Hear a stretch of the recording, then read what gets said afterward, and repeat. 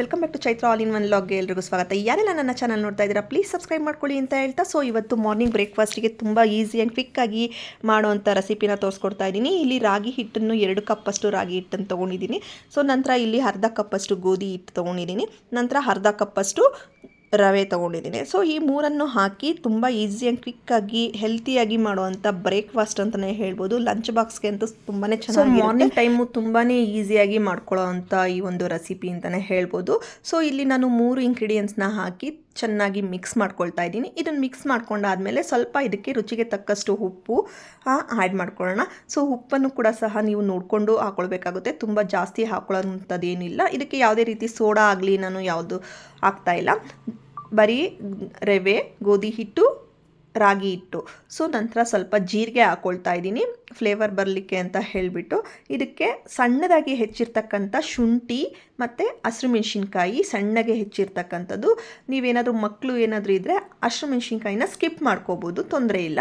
So ನಂತರ ಸಣ್ಣಗೆ ಹೆಚ್ಚಿರ್ತಕ್ಕಂಥ ಕೊತ್ತಂಬರಿ ಸೊಪ್ಪು. ಸೊ ಮಕ್ಳಿಗೂ ಅಷ್ಟೇ ತುಂಬ ಹೆಲ್ತಿಯಾಗಿರೋವಂಥ ಈ ಒಂದು ರೆಸಿಪಿ ಅಂತಲೇ ಹೇಳ್ಬೋದು. ಇದಕ್ಕೆ ಕ್ಯಾರೆಟ್ ತುರಿಯನ್ನು ಹಾಕ್ಕೊಳ್ತಾ ಇದ್ದೀನಿ. ಇದಕ್ಕೆ ಎಲ್ಲ ಥರದ ತರಕಾರಿನೂ ಸಹ ನೀವು ಈ ಥರ ತುರಿದು ಹಾಕ್ಕೊಳ್ಬೋದು, ಅಥವಾ ಸಣ್ಣದಾಗಿ ಹೆಚ್ಚಿ ಕೂಡ ಸಹ ನೀವು ಇದನ್ನು ಮಿಕ್ಸ್ ಮಾಡ್ಕೋಬೋದು.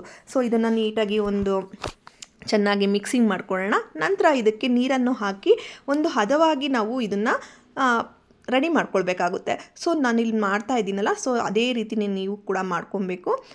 ಸೊ ದೋಸೆ ಹಿಟ್ಟು ಯಾವ ರೀತಿ ಹದವಾಗಿ ಮಾಡ್ಕೊಳ್ತೀವಲ್ಲ ಅದೇ ರೀತಿ ಸ್ವಲ್ಪ ತೆಳುವಾಗಿ ಮಾಡ್ಕೊಳ್ಬೇಕಾಗುತ್ತೆ. ಯಾಕೆ ಅಂತಂದರೆ ಇದು ನಾವು ಸೌಟಲ್ಲಿ ತವಾ ಮೇಲೆ ಹಾಕೋದಕ್ಕೆ ಅಷ್ಟು ಈಸಿಯಾಗಿ ಬರೋದಿಲ್ಲ.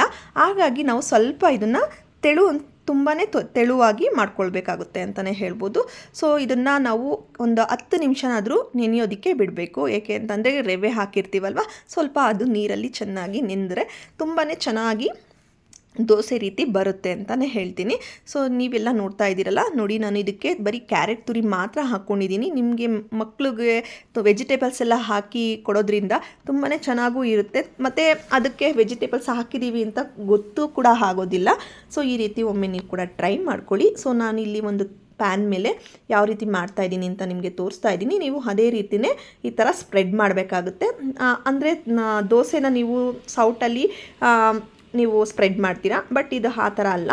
ಜಸ್ಟ್ ತವಾ ಮೇಲೆ ಹಾಕಿದ ತಕ್ಷಣ ಪ್ಯಾನ್ನ ನೀವು ರೊಟೇಷನ್ ಮಾಡಬೇಕು. ಸೊ ಆಗ ಅದು ದೋಸೆ ಆಕಾರದಲ್ಲಿ ಬರುತ್ತೆ. ಸೊ ನಂತರ ಇದನ್ನು ಸಣ್ಣ ಉರಿಯಲ್ಲಿ ಇಟ್ಟು ಅದ್ರ ಮೇಲೆ ಲಿಡ್ನ ಕ್ಲೋಸ್ ಮಾಡಿ ಈ ರೀತಿ ಸಣ್ಣ ಉರಿಯಲ್ಲಿ ಬೇಯಿಸೋದ್ರಿಂದ ಅದು ನೀಟಾಗಿ ಈ ದೋಸೆ ರೀತಿ ಬರುತ್ತೆ ಅಂತಲೇ ಹೇಳ್ತೀನಿ. ನೋಡಿದ್ರಲ್ಲ ಫ್ರೆಂಡ್ಸ್ ಯಾವ ರೀತಿ ಬಂತು ಅಂತ ಹೇಳಿ. ಸೊ ಮಾರ್ನಿಂಗ್ ಬ್ರೇಕ್ಫಾಸ್ಟಿಗೆ ತುಂಬಾ ಚೆನ್ನಾಗಿರುತ್ತೆ. ಇದಕ್ಕೆ ಎಗ್ ಗ್ರೇವಿ, ಬುರ್ಜಿ ಈ ಥರ ಮಾಡ್ಕೊಂಡು ಕಾಂಬಿನೇಷನ್ ಚಟ್ನಿ ಎಲ್ಲ ಮಾಡಿಕೊಂಡ್ರೆ ತುಂಬಾ ಚೆನ್ನಾಗಿರುತ್ತೆ ಅಂತ ಹೇಳ್ತಾ ಇವತ್ತಿನ ಈ ವಿಡಿಯೋ ನಿಮಗೆಲ್ಲ ಇಷ್ಟ ಆಯಿತು ಅಂತ ತಿಳ್ಕೊಳ್ತಿದ್ದೀನಿ. Thank you for watching. ಇದೇ ರೀತಿ ನನ್ನ ಎಲ್ಲ ವೀಡಿಯೋಸ್ನ ನೀವು ವಾಚ್ ಮಾಡಿ, ಲೈಕ್ ಮಾಡಿ, ಸಬ್ಸ್ಕ್ರೈಬ್ ಮಾಡ್ಕೊಳ್ಳಿ. ಯಾರೆಲ್ಲ ಸಬ್ಸ್ಕ್ರೈಬ್ ಮಾಡ್ಕೊಂಡಿಲ್ಲ ಪ್ಲೀಸ್ ಸಬ್ಸ್ಕ್ರೈಬ್ ಮಾಡ್ಕೊಳ್ಳಿ ಅಂತ ಹೇಳ್ತಾ ಇವತ್ತಿನ ವಿಡಿಯೋ ಇಲ್ಲಿಗೆ ಎಂಡ್ ಮಾಡ್ತಾ ಇದ್ದೀನಿ friends. Thank you for watching.